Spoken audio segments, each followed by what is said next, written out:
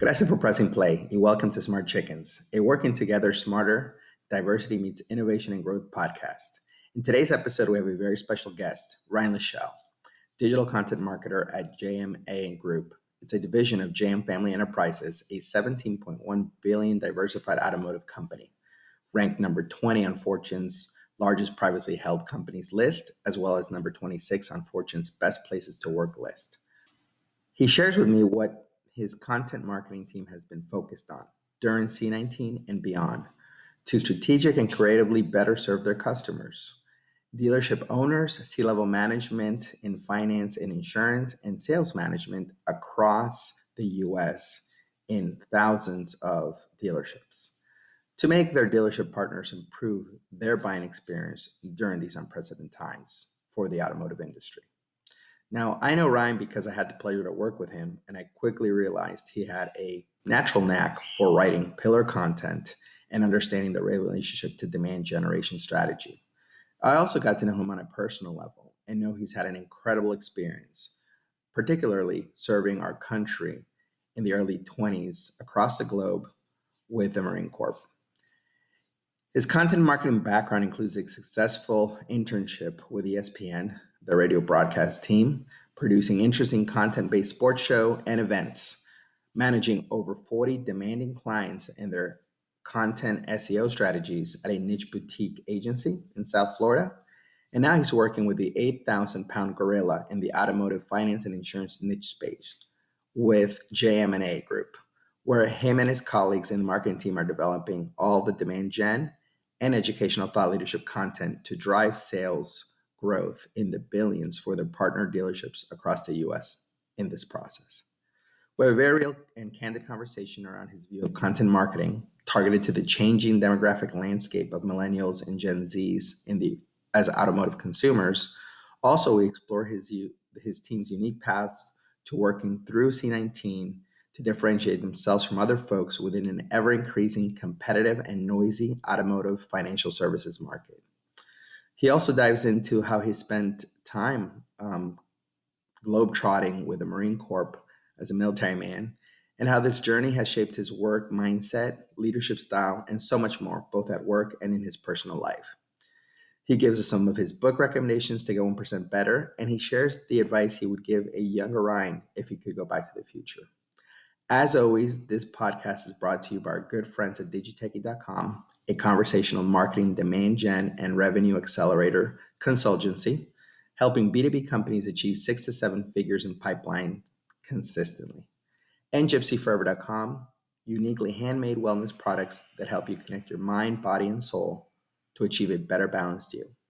So, vamos, let's dive into the show. And without further ado, here's Ryan Leschel.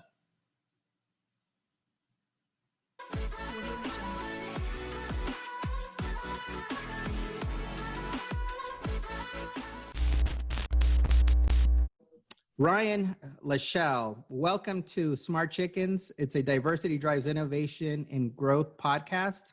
I'm honored to have you on. I know we've worked together as well, but to say that this has been an interesting 2020 is probably the understatement of the year or decade, right?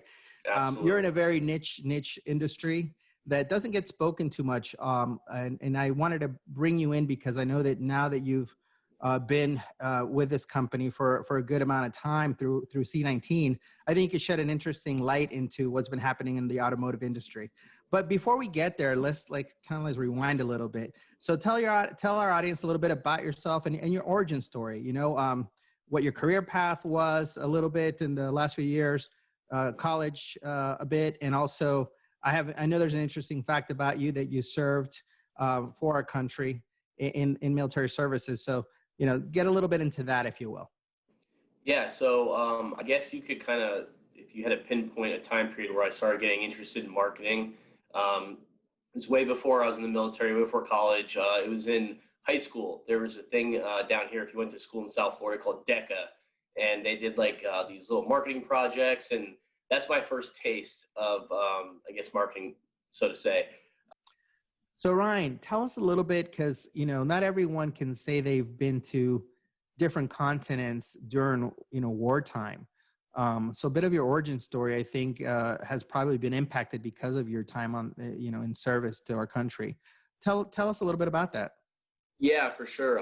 Gianni, I would say that my professional career and basically everything outside the military was definitely impacted from my time in the military. I was 20 years old. I went to and joined the Marine Corps, which was fun at 20 years old. But I had an opportunity to see a lot of the world. Was deployed to multiple continents, did a tour in Afghanistan, got to spend some time in Spain. But the big thing that came out of that for me was the discipline, the attention to detail, just in the drive. I'd say it really did give me a set of values and uh, you know a compass, so to say, as far as what would happen afterwards. And I can attribute a lot of that to the military and my time I spent there. From 2010 to 2014. And That's then 4 years. That's a good chunk of time to be yeah, traveling around the world, military duty.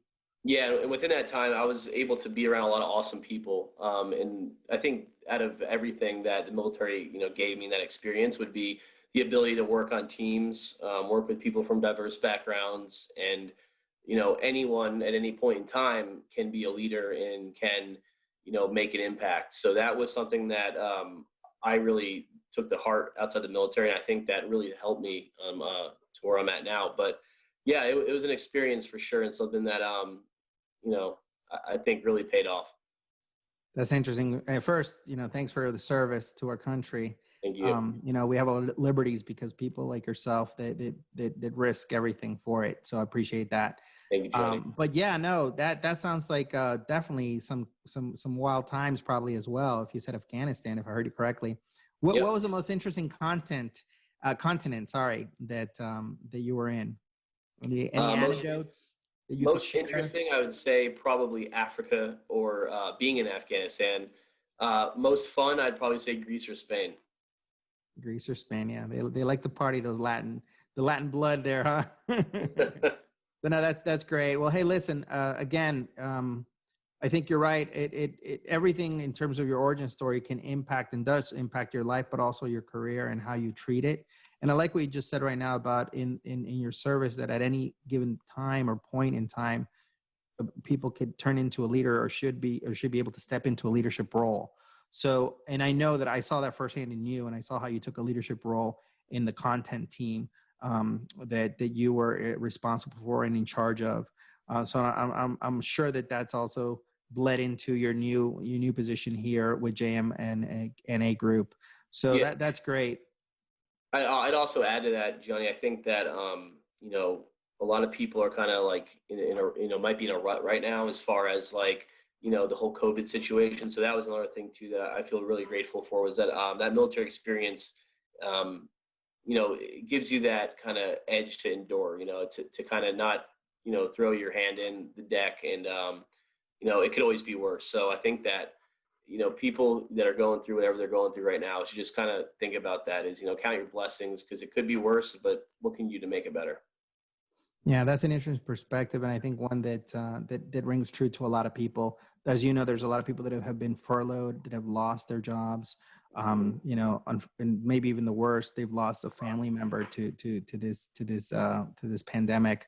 But yeah, I can see how that strength that the military kind of trains and prepares you for to kind of get through these hard moments, right? And in these uncharted waters, if you will. But yeah, no, I mean, looking at the silver lining, if there is any, to what you were saying earlier, is that we can all kind of rise to a leadership level when confronted with challenges, right? So that's probably what I'm taking from it, from what you're saying as well. So no, this is interesting, and sure, we'll be sure to add any interesting photo ops of your military time into the show notes. So Sounds thanks for good. sharing that bit of your origin story with us today as well. I had a path. Once I got out of the Marines, I said, hey, I want to go to college. I want to get into marketing. I want to learn business. So I went to Lynn University. Went to the business school there, graduated. I had some amazing times there, had some amazing opportunities as far as internships go. I ended up interning for ESPN, a PR and branding agency, and it was a really good foot in the door, so to say.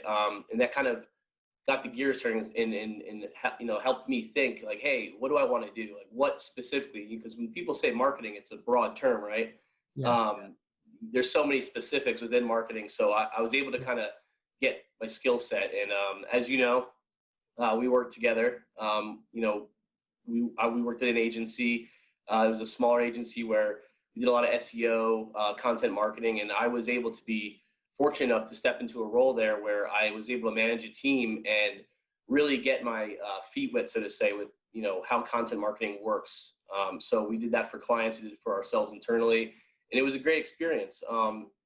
And I had the pleasure of working with you, Gianni, which I know we had some fun times and we're a part of some cool projects, which definitely prepared me for the role I'm in now, which is in automotive and doing marketing for the finance and insurance sector of automotive.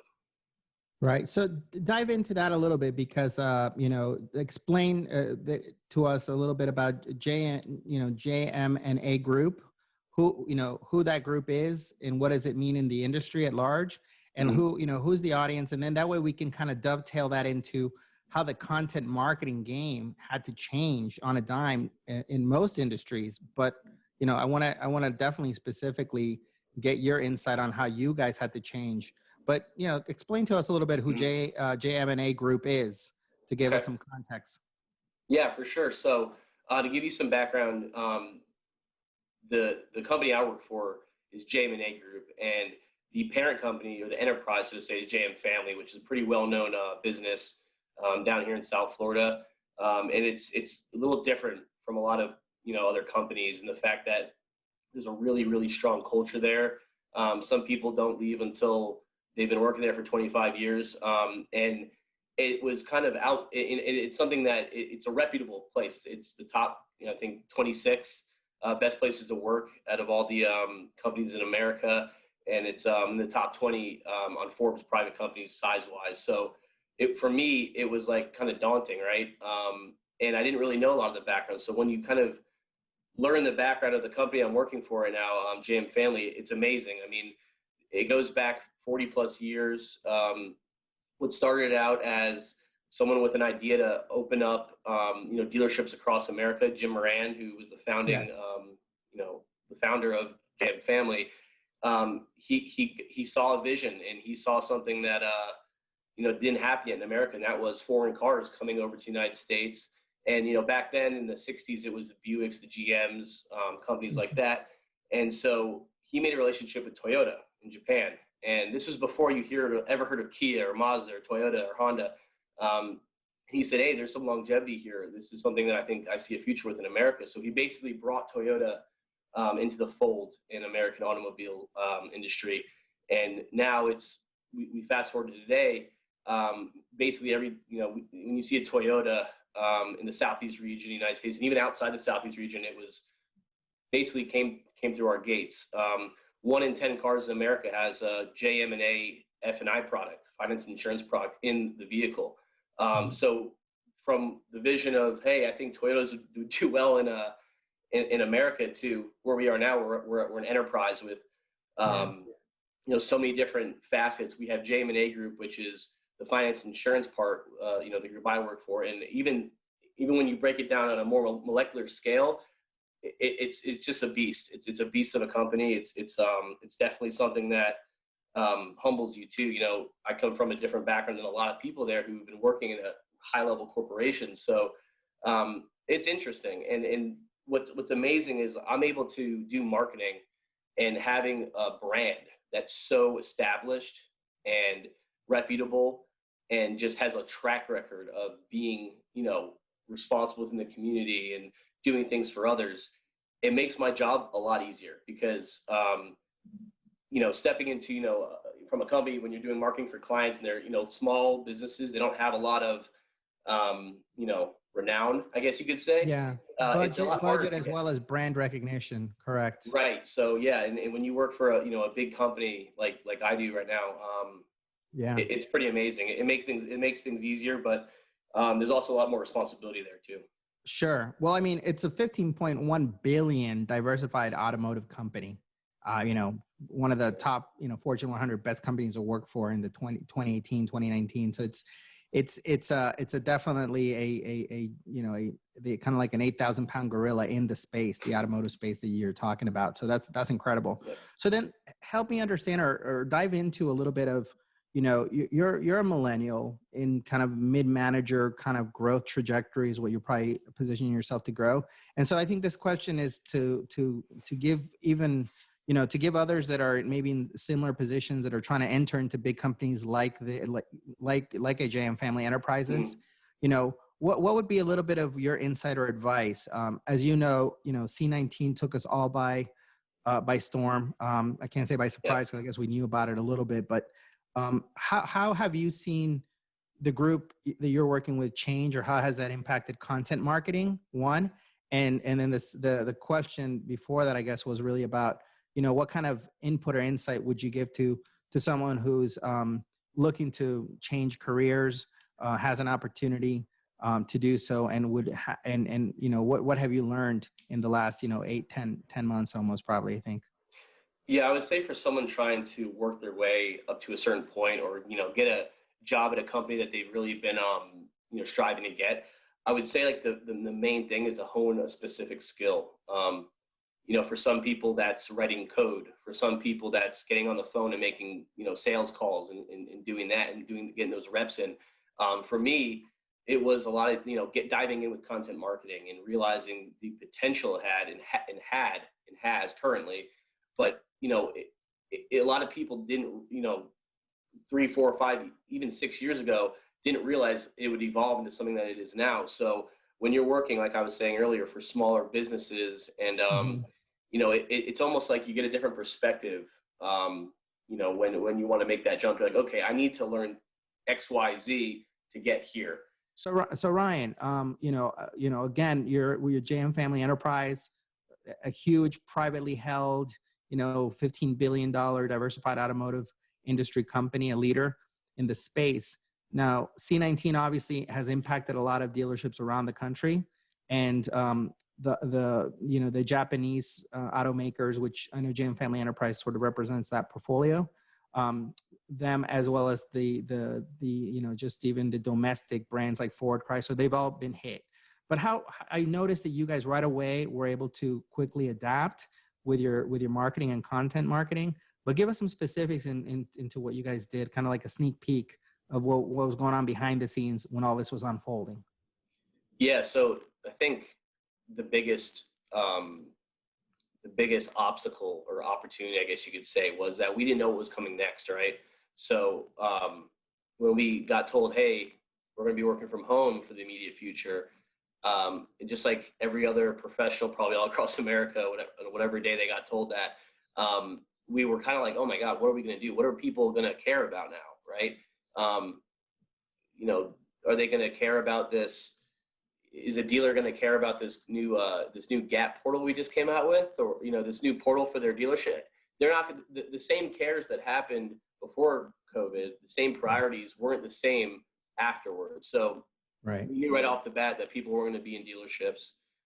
We also knew people weren't going to be doing a lot of traveling or commuting. And this was back in like March, so this was kind of early on COVID. And so right. We kind of all looked at each other like, okay, so we know that people are in front of their computers now more than ever. People are home, and if they're not home, they're probably in front of a screen more than they were before. So there was an opportunity there. And just like a lot of other companies did, we wanted to be there for our audience. And I think there was a lot of confusion. A lot of people were kind of feeling isolated. So as a brand that a lot of people rely on and trust, we saw an opportunity to get front and center, offer solutions. And so what happened as, hey, let's just kind of, make some content around COVID. It turned into this whole thing we didn't really expect, right? So you get that COVID messaging out there on social media. You say, hey, we're in this together. That kind of, cookie cutter right. statement a lot of people do, but we wanted to bring it, a couple jumps more than that. We wanted to get way ahead of them that. We wanted to offer our customers, which are dealers, automotive dealers, retail automotive, we wanted to offer them real solutions and give right. them help that they would need, because it's scary as a business owner when no one's walking your store doors, and you're not doing the same sales you were doing a month ago.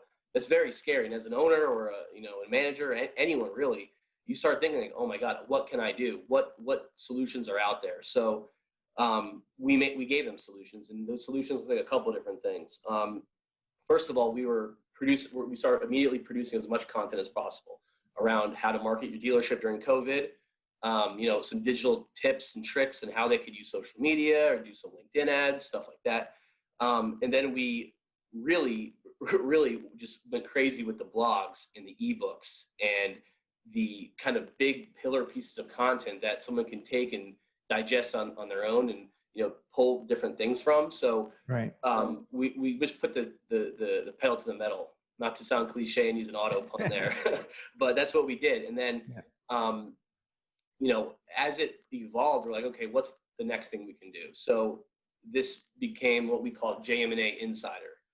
And it was basically an idea that we have a content hub on our website where if I'm a dealer, I can go on and I don't need to log in or anything. I just go in and I can see all these awesome resources around fixed operations, around becoming a better salesperson, how to market my dealership during these unprecedented times. So we basically made a content hub on our website where they could go by topic. So for what we do, we have fixed operations, we have the sales stuff, and so on and so forth. The different parts of the dealership that we are as JM&A, we are industry leaders in, so we want to offer them help. So we made this. And you guys had subject matter experts, right? These are like your top division leaders in finance, insurance, or what have you, that were the ones giving the content. So that was the best part, Gianni. Was that we got the whole company involved with this. So we have a performance development center that helps train dealers and employees to be better and refines processes. So we got them and we pulled them and said, hey, can you guys make some videos for this insider? We want to offer some stuff. Here's a Zoom reference guide, so you can, if you're a dealer and you never used Zoom before in your life, you can go on our website and, hey, I have everything I need right here. So we brought all these division leaders in, these the shareholders in, and basically said, hey, what can we do here? And everyone was super on board. They loved it. They wanted to kind of put their division or their team in the limelight a little bit and offer some really good value for our audience. And then once we established what Insider looked like, we launched that. We did all the emails, and then we had a really, really, really great response to it. And all of our dealer partners immediately signed off on it. They loved it. We got a really great response with our emails to our audience. So it was a success. And then kind of when all that was happening, we, not marketing, but our company as a whole, launched this thing called virtual F&I. And so that really was a game changer, because people weren't in the dealerships, but people still wanted to buy cars. COVID, it stopped travel, but it mostly stopped air travel. And the alternative to traveling across the United States now is to get in the car with your family, pack it up, and go on a road trip. Right. So there actually are tons of cars on the road right now. And a lot of these cars, they're getting a little older, so people are in the market to buy cars. So they just didn't want to go in the dealership and risk getting sick at this point. Correct. So not our division of marketing, but our company, JM&A, all the people involved with the finance and the insurance, they put their heads together and said, hey, we need to offer a solution, so we could keep selling cars and not have people come to the dealership. So that's when this virtual F&I came about. Traditionally, you were able to buy a car online, right? You can go on there, you hear of Carvana and stuff. You can go on there, pick your car, your color, little packages that you want on there. Excuse me, but that was just a car. So there's a whole and if you bought a car, all the finance, the insurance thing afterwards that takes place, that's what eats up your time. And that's what a lot of people find frustrating. Yeah. So you put two and two together, you say, hey, okay, my customers don't want to come in my dealership. We're going to have to meet them where they are. Yeah. And they want an Amazon-like shopping experience where they can pick what they want, right? But then they don't want to come in here and deal with all the finance and sitting in a sales manager's office for 4 hours trying to work this all out. Hey, let's bring that online. So we developed a system in a process where via Zoom, you're literally able to buy a car from start to finish. And more importantly, you're able to use a financial insurance. The whole process is able to do it from your couch, your living room. So that was we had people who never even thought of this before working for us who said, hey, I've never done this on Zoom. I've never done this on a laptop, but we adapted and we trained everyone and everyone got on board with it. And it was a huge success. So was it just sort of like going through, like when, if you go to Lending Tree and you're looking to get a loan, right, for XYZ, and you're going through kind of like an online portal, it was a virtual F&I workshops the same way? Like you'd be in a Zoom call, but you'd also have like a portal open? Is that how it would be?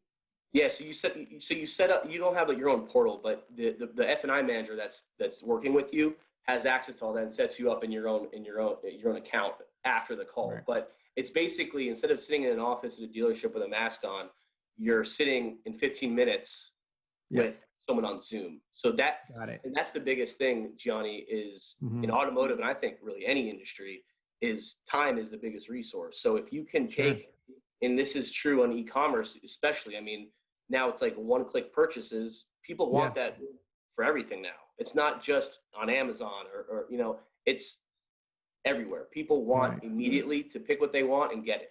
So obviously you can't just click a button and the car shows up in your driveway, but we can get close to that. And so remote deliveries, delivering the car to you, and then conducting the whole buying process online is something that there's a huge need for. So that's another way that we adapted and kind of accelerated things because of COVID-19. And now we're kind of reaping the benefits from it now, right? Because, as things are slowly getting back to normal, people are the fears are kind of going down a little bit as far as the virus goes, and, places are, states are opening back up and stuff like that.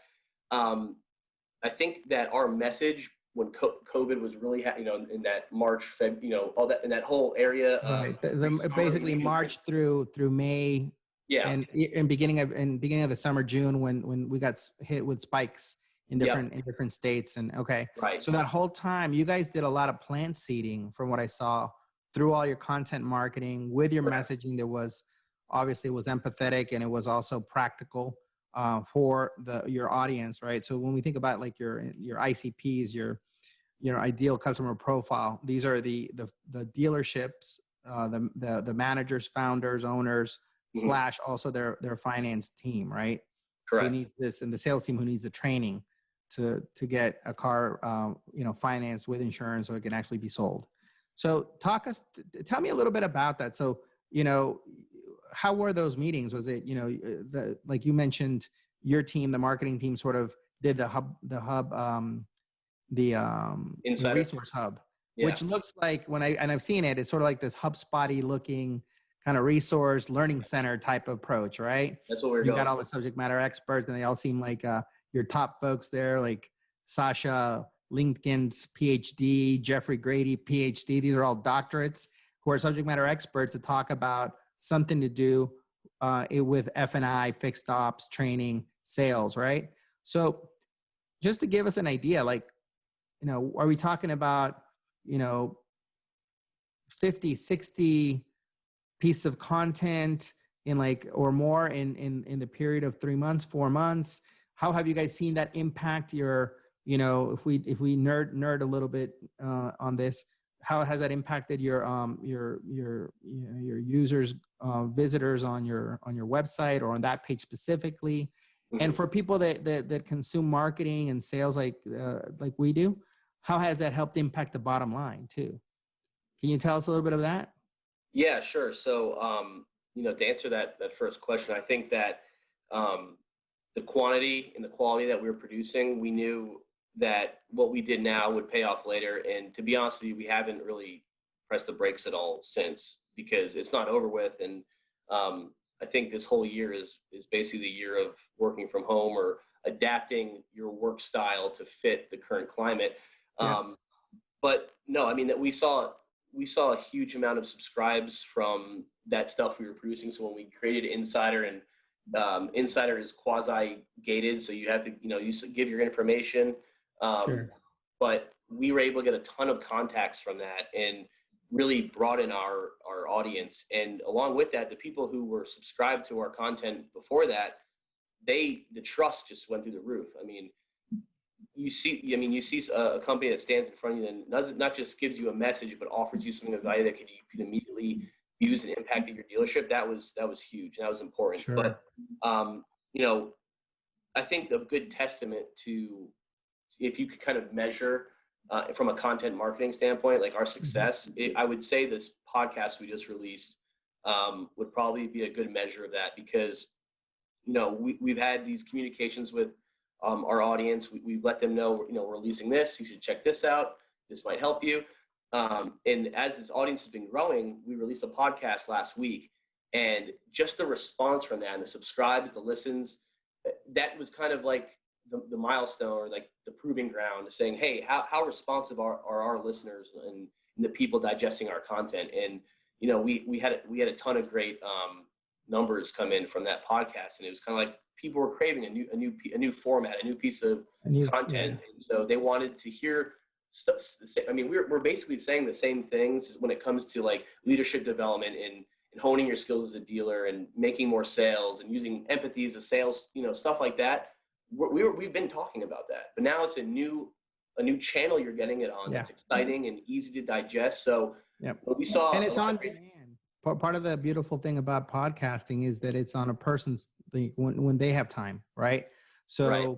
They when it's a webinar, as you know, typically it's a date and a time, and you got to give up that half an hour to an hour, and it might be great to do it, but now, because you mentioned resource, the greatest resource we all have is time. And even though we're all working from home and you would think that there's more flexibility to have more time, I would argue that it's probably the opposite, right? You've got to be even more mindful of your time, because now your work life and home life, even before it was bleeding, but now it's really bleeding together, right? So you've got to be cognizant of that. And so no, that's interesting. And yeah, I love that you're saying that. From what I'm hearing, and one thing I've heard from other folks that really have built communities around their solution, right, or their company. One that comes to mind right now is Terminus, gentleman Sangram, that I was able to have the pleasure to also interview, and he's been great. He's got a saying that it's if you just stay, if you don't build a community, you're just going to be a commodity. So that message really rings true to a testament to what you guys have done, because you guys already had 40 years of, proven track record, brand recognition, trust throughout the Southeast and other dealerships and across Southeast dealerships that knew about your solutions and your products, right? But I think that you guys, like you mentioned, you built a community, even a stronger community, like a niche community around that, and started building those content blocks, right? So what Sangram says, I agree 100% when he says that, I'm sure you guys have plenty of competitors out there, correct? That are looking to win over dealerships for the F&I business side, right? So to separate you guys from those others, you guys have done a really magnificent job from what I've seen, and I've gotten some of your emails, and I'm looking at I heard the podcast, which was interesting. And something that I want to ask you. So because you're a millennial, right? And we know that this group, the millennial group, it's bubbling into being the next kind of group that's going to be have the largest potentially set of disposable income, looking to get married, looking to get their first, second car, perhaps, right? In terms of the demographics. I noticed that you guys did a bit of kind of a shift and started helping your dealerships on learning how to sell to millennials. What was sort of the thinking behind that, and what have you seen? Because to your point, we don't know what post C19 is going to look like. It's definitely not going to, whatever it's going to look like, it's not going to be the same as it was before C19, right? A lot of different industries and a lot of folks that I've talked to can kind of they're pretty aware of that. No one's thinking the C19 is going to last forever, but I think we're all pretty, pretty in line in thinking that whatever that post 19 is not going to be the same as, before February, right? Or January. So what is your industry, what are you seeing that's happening there, right? In terms of what are they doing? What are they preparing for? for that. Let's come 2021, for example, right? And the generational gaps that are happening, right? So millennials, we're all, your generation is more used to, they're more like digital native sort of. They want things like you said, Amazon style. So everything you guys are doing on your website, from what you're doing now, even with your podcast, entering into that as a communication channel, a brand channel. What are you guys thinking about in 2021 as you're getting into 2021 in terms of, this content strategy to keep the demand generation for your ideal customer profile in the F&I, space? What are you guys looking to do there? Yeah, so I think that the whole millennial question mark is something probably going through a lot of people's minds. And you know, traditionally the automotive industry is very, I guess, traditional, right? It's a handshake kind of business, internally, externally. Um, there's a lot of traditional processes that pretty soon here, if not already, are kind of outdated, right? So um, the millennial buyer, like you just said, and I stated earlier, they want they're going to do their research before they ever come in your store. They probably know as much or close to the amount you know about the car as a salesperson. They've done their research. They know probably what color they've done it before they got there, right? So with that in mind, would you approach someone as a salesperson in the dealership the same way, knowing they had all this prior knowledge? Probably not. Right. So that's a thing that a lot of people are trying to figure out, is how do we cater to the millennial buyer? And luckily with the millennial generation is, I think a lot of millennials are already kind of in that, hey, we have the disposable income, we're in our 30s now, or close to it. So I think that change is kind of already happened already. But now I think we're kind of getting the residuals of it. But I think that if you understand how your different buyers in different generations, what they prefer and how they like to do business, you're going to put yourself in a good position. And that's for any industry, even outside the automotive industry. Yes, are things trending towards, hey, we want the Amazon-like experience? Of course. Can you do that for every industry? You could try getting as close to it as possible. And so I think that's going to be something that in the future, specifically for automotive, that's going to be a pretty big opportunity, is just trying to get on the, ahead of the curve as far as what's the next trend, what's the next way we can make this process better. Right. Well, I was hearing another podcast that had an interesting guest that talking about AI and its impacting automotive industry. So artificial intelligence in terms of driverless automotive, Yep. for fleets. And, I don't know how much of that is going to impact the direct to consumer like dealerships, right? Like people are still going to want a personal car, I think. It can or cannot have AI. I don't know. I mean, I don't know if I personally would feel comfortable behind even, something from Elon Musk's Tesla that's, AI powered and that can just turn on just drive me home. Right. But we're getting there. So I'm curious, in your industry, working for a huge private company that I know spends a lot of money on R&D and training. So they're always looking at research and development as well. Because that's the way Jim Moran and the JM Family Enterprise company has always been, trying to be at kind of the forefront of innovation. Has there been any thought to that, like what that could mean for that experience for the customer that's already looking maybe at how can they go from more to an electric car, or Tesla, as and you guys keep up with the industry. They're coming out with a 25K model, right? 25K model. So it seems like every 3 years, 5 years, Tesla is looking to make, the electric car more and more accessible to the middle class, right? And they're ergo, the millennials that are going to have that disposable income that can choose now, what they want in terms of their automotive experience. Have you and your team had any thoughts on that, or anything that you maybe personally you think about? I think anyone in the automotive industry, it's been on their mind.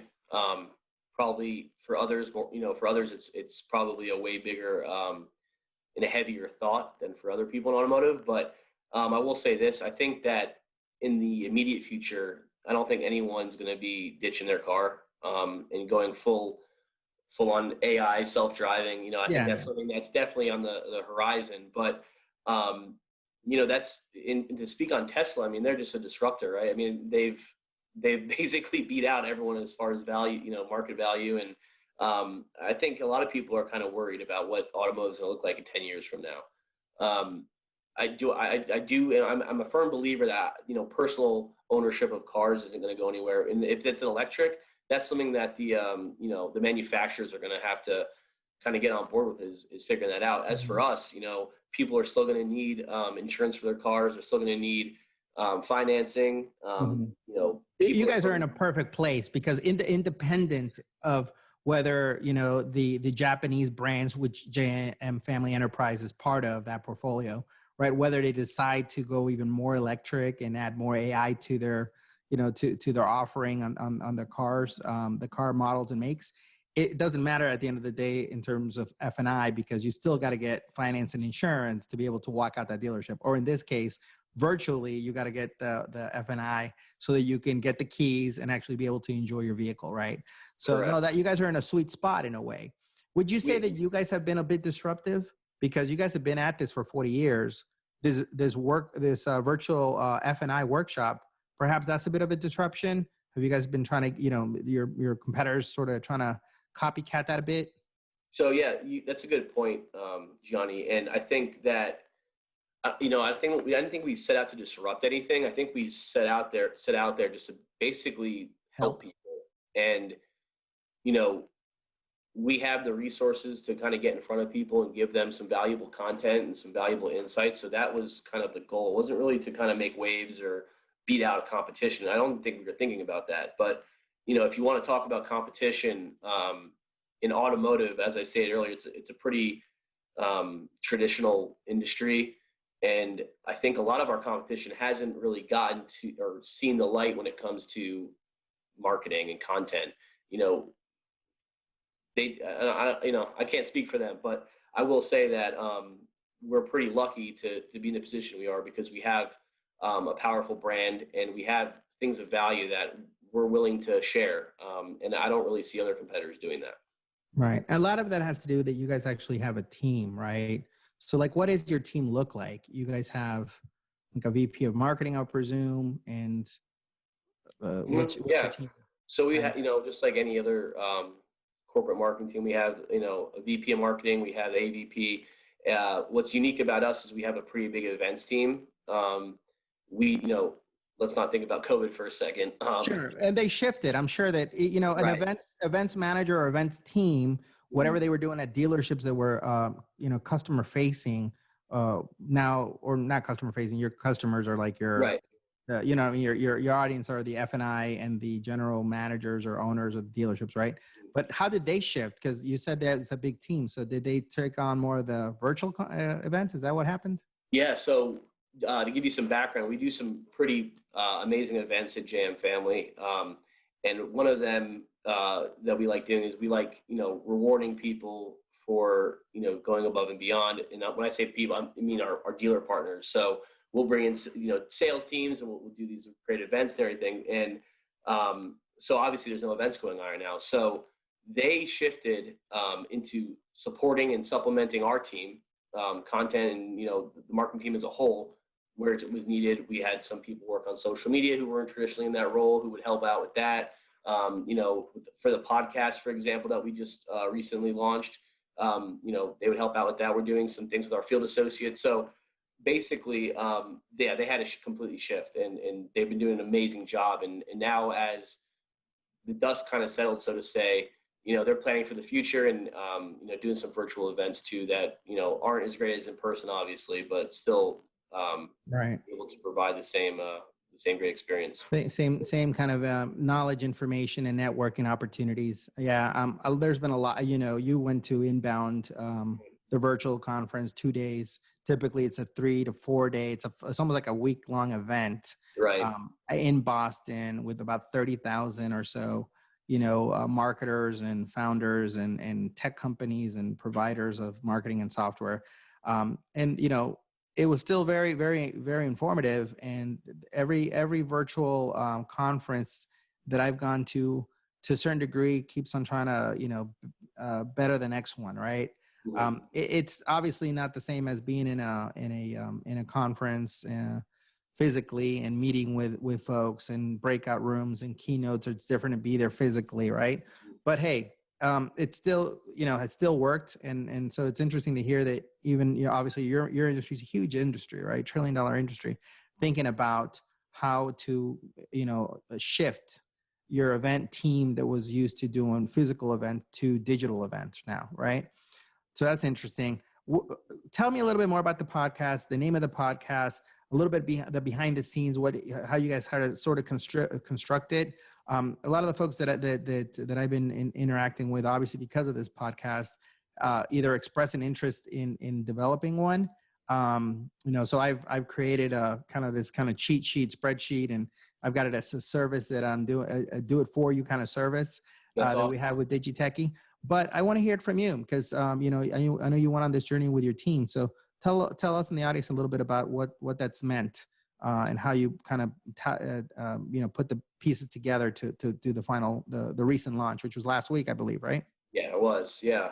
So the podcast is called the Walk Around Podcast. And the walk around is basically the little dance you do with the salesperson when you walk in a dealership and you take a walk around the car, check it out. But basically, it's a podcast, for the automotive industry. We have a lot of really successful dealers and owners. We have, pretty well-known personalities on the podcast. We have business development leaders. We basically pulled out our Rolodex and tried getting as many people who were real subject matter experts on our podcast. And it transcends automotive, Gianni. It's a lot of, we have Jesse. I don't know if you know who Jesse Itzler is. He sold Marquise Jets to Warren Buffett. He had Zico Coconut Water, co-owner of the Atlanta Falcons. But he spoke at one of our events. We had him on the podcast. So, and he's not in automotive. He's talking about building your life resume. So we basically wanted to have a podcast where if you're in automotive, you get some really, really important stuff out of it. Sure. But if you weren't, you'd be able to get some great life and professional growth stuff too. So that was the goal of the podcast. And it's a focus on retail automotive. So the dealership environment. But yeah, we actually, the funny thing about that is we actually had some episodes recorded pre-COVID. So we were just kind of, I think, waiting for some breathing, some room to breathe to launch it and get that going. And then, with everything going on right now, I think this was like the perfect time to do it.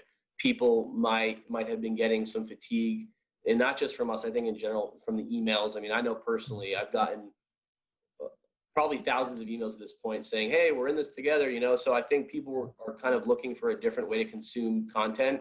Yeah, and as you know, because you have a really great podcast, that's what we were trying to achieve. So give them another medium to digest our stuff on, and it's fun too, right? Like, I don't know about you, but I'm not on our podcast, but I'm involved with helping to produce it and get it out there. So to me, it's a fun thing to do. So I think I think everyone's really excited and pretty happy with it.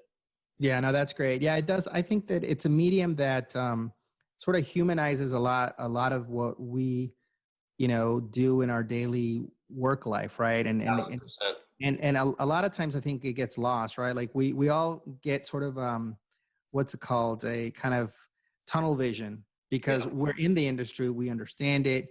The folks we talk to are in the industry, right? So obviously, when you create a podcast, they can speak to both industry specific, kind of knowledge, but also then have it dovetail into some life, kind of life and business growth kind of episodes or opportunities to highlight people that don't necessarily have to be in that industry. It adds to kind of the content value, right, for those listeners. So yeah, no, I agree. And it's fun too. I mean, there's some good moments that I've had with some guests, and to say the least. And the post production, I always crack up about something we said post podcast or pre podcast or during the podcast something comes out that I hadn't thought, right. Which kind of leads me a little bit to this, because I know we know each other a little bit from working in the past, but if you could, this is something that I do to all my guests. I tell them, to get into the Back to the Future DeLorean with me and Marty. It's, I'm in my 40s, so I grew up in in the 80s, 90s. And to me, like that was one of the best franchises that You have a hoverboard? right. Which in fact, actually I watched I watched it last night with my 6 and my 3-year-old, because I was like, they gotta like know a little bit about Back You to the gotta Future. see it, yeah. My 6-year-old loves cars. So I knew he like, oh, a flying car. And he loved it. But if you were to go back to visit a younger, a 20-year-old something, Ryan, what would you tell him? What would you do if anything different? It's a good question. I think I would say, don't stress it so much, because as long as you put the hard work in and you do what you got to do to get where you need to be, if you do that, all the other stuff, it'll work out. I think a lot of people, including myself, sometimes stress about, the unknown and what's going to happen career wise and even personally. But if you're doing what you got to be doing and you know it's good for you, the rest kind of falls in place. Yeah, so that's good advice. I love that. Don't sweat the small stuff, right? We could all kind of think that way these days. And I think that if nothing else, the silver lining that C19 has had on a lot of us is that we've been able to kind of count our blessings more and not focus too much on the past or the future, and kind of live in the present, right? Because the truth is that we don't know what a post C19 is definitely going to look like. We can speculate, but we don't know, right? So it's better to just do the best you can do, like you just said. Prepare yourself for where you want to be. So that's great advice. Now, I see a lot of books there behind you in that bookshelf, right? So I don't know if that was just kind of staged. No, I'm just kidding. I know it wasn't. I know you're a lifelong learner, because I had the pleasure of working with you, and I know that you're always looking to consume and to learn more in your craft, content marketing, and that can drive sales. So if you could offer a couple books or 2 books or whatever you've read last that you would give as a, hey, this is a good one to get 1% better. What are those that you've read lately? So the first one I'd tell you, and it might be backwards because we're on Zoom, but it's The Catalyst of Jonah Berger. I don't know if you've read it. Yeah. But it's basically a book on how to change anyone's mind. And as a marketer, I think that's probably the number one skill or superpower I wish I had.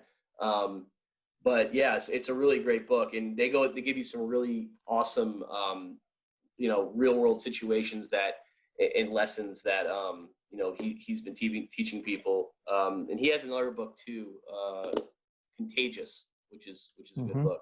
And also, I know I got all these books behind me, but the one book I don't have behind me because it's at my desk at work is one of my favorite marketing books, They Ask You Answer, which about by Marcus Sheridan. Yep. Just a timeless book, and it applies to almost every, from when he first wrote it till now, still applies. It probably will always apply, because people, they want to hear a story, and they want to know how you can help them. So, yeah. And I think, those are the 2 books that I know They Ask You Answers probably resonates the most with me, but also The Catalyst, highly recommend.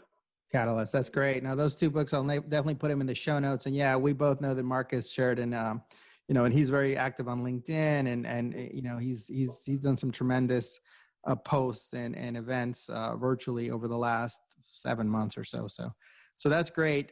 So if someone would want to get in touch with you to learn more about either JM&A Group and a bit of what you're doing in content, if they can steal one of your kind of playbooks and apply it to one of their industries, how can they connect with you? You can find me on LinkedIn, just Ryan Leschel, RyanLeschel. Message me and let's connect and talk. I'm always looking to connect and share expertise and share ideas with people. So perfect. And if someone's actually interested in maybe potentially being a guest in your podcast, also reach out to you and you'll put them in contact with your podcast sort of team. Absolutely. Okay. Yeah. If anyone's interested in coming on and just having a good time, you could get in contact with me. I'll make it happen. Perfect. Well, listen, man, it's been a pleasure as always. Really proud of you and seeing how you've grown so much in the last not even 10 months, helping that team create awesome content, differentiate yourselves. Definitely looking at it from like an inbound sort of disruptor type of mentality. It looks like.